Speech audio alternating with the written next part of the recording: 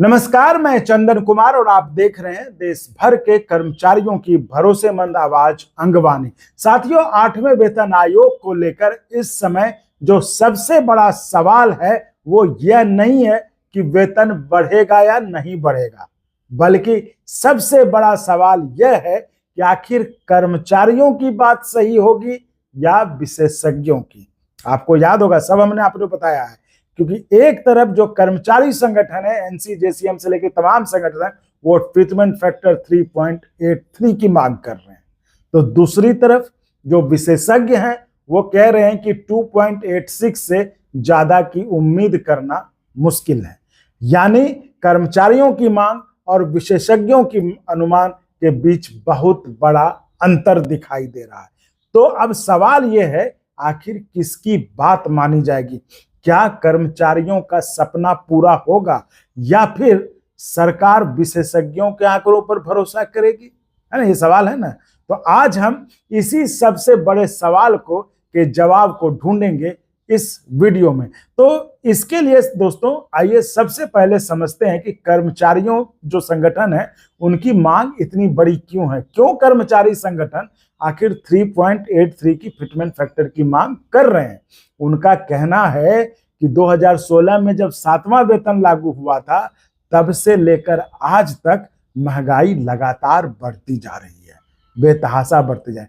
घर का किराया बढ़ा, बच्चों की पढ़ाई महंगी हुई, स्वास्थ्य खर्चे बढ़े और दैनिक जरूरतों का खर्च कई गुना बढ़ गया।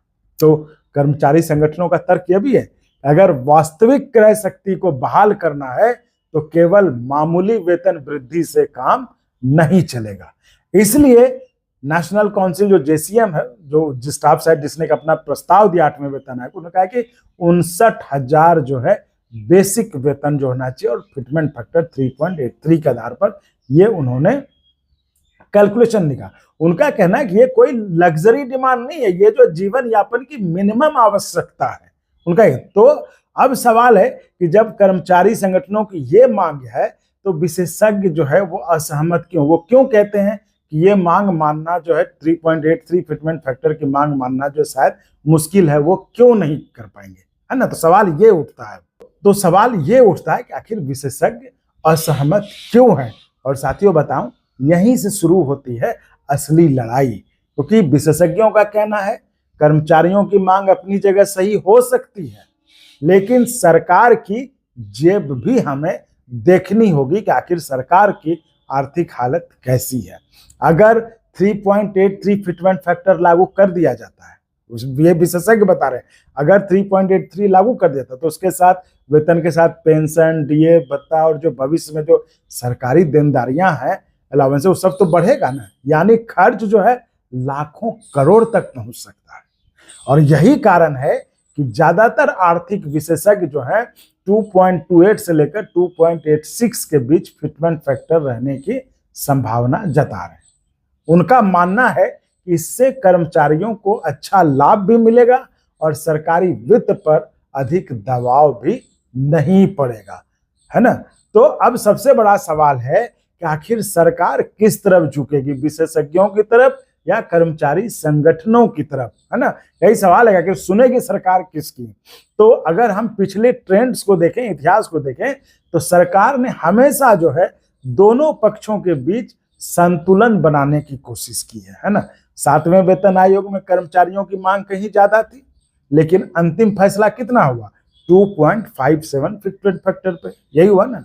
यानी सरकार ने कर्मचारियों को राहत भी दी और वित्तीय अनुशासन भी बनाए रखा। इसलिए कई जानकार मान रहे हैं कि इस बार भी सरकार मिडिल पाथ जो है चुन सकते हैं। इस बारे में हमने आपको पहले के वीडियो में बताया था, नहीं देखा आपने तो आप फिर से देख लीजिए, क्योंकि देखिए 8वें वेतन आयोग में जो ऑथेंटिक चीजें जो मैं बता रहा हूं वो कहीं नहीं आपको बता रहा, है ना।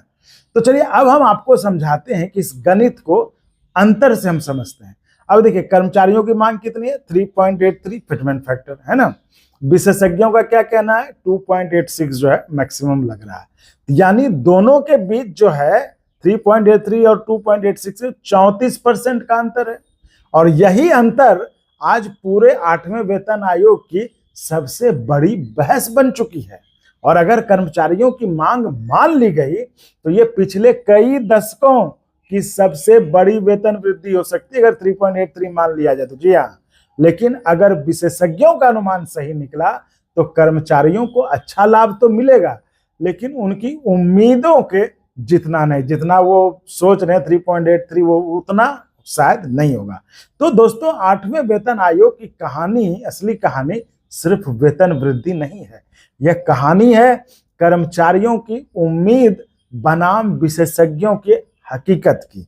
एक तरफ 3.83 फिटमेंट फैक्टर की मांग है तो दूसरी तरफ 2.86 का अनुमान है, और इसके बीच खड़ी है केंद्र सरकार। अब करोड़ों कर्मचारियों और पेंशनर की नजर इस बात पर टिकी है कि सरकार किसकी बात सुनती है, सरकार किसकी बात को ज्यादा तवज्जो देती है। तो क्या आपको लगता है कि 3.83 फिटमेंट फैक्टर मिलना चाहिए या फिर 2.86 ही वास्तविक और व्यवहारिक विकल्प आपको लगता है? आपको क्या लगता है ना, तो आप ये कमेंट जो है मैं जरूर बताएं, जिससे कि हमें भी पता लगे और सरकार को भी पता लगे कि आखिर देश के कर्मचारी क्या चाहते हैं। क्योंकि आप साथियों ये जानते हैं, आपके प्यार ने और आपके स्नेह ने इस चैनल को इतना बड़ा बना दिया है कि आज सरकारी हलके में भी जो है लोग इसको एक कॉन्फर्म, ऑथेंटिक और कर्मचारियों की सच्ची भावना को दर्शाने वाले चैनल के रूप में एक उनका रेपुटेशन बना है। तो लोग जानते हैं, देखते भी से। इसलिए आप कमेंट खूब भारी संख्या में लिखें ताकि आपकी बात ऊपर तक, जहां तक जानी चाहिए वहां तक जाए, है ना। और इससे जो है सरकार को भी, 8वें वेतन आयोग को भी अंदाजा लगेगा कि आखिर देश का कर्मचारी चाहता क्या है, इधर उधर की बतौलेबाजियों और हवाबाजियों के अलावे सच में, है ना, जमीन पर क्या चाहता है, तो वो अंगवानी पर आपको पता चलता है। तो साथियों, आप कमेंट जरूर लिखें। तो साथियों, इस वीडियो में फिलहाल इतना ही। आप ऐसे ही चैनल को लाइक, शेयर, सब्सक्राइब करते रहिए और करवाते भी रहिए साथियों को। देखिए, यही आपका सपोर्ट जो है वो हमारा मनोबल बढ़ाता है। तो सब्सक्राइब करिए भी, करवाइए भी। सब्सक्राइब करना बिल्कुल फ्री है, सब्सक्राइब करने में आपके पॉकेट से एक पैसा नहीं जाता है ना। अब बात रही कि देखिए, चलिए, चैनल चलाने में संसाधन की जरूरत पड़ती, तो अगर आपको लगता है कि हम आपके लिए बढ़िया कर रहे हैं और हम बेहतर कर सकते हैं, अगर हमारी तरफ संसाधन थोड़ा दुरुस्त हो जाए, तो उसके लिए आप हमें आर्थिक तौर पर भी मदद कर सकते हैं।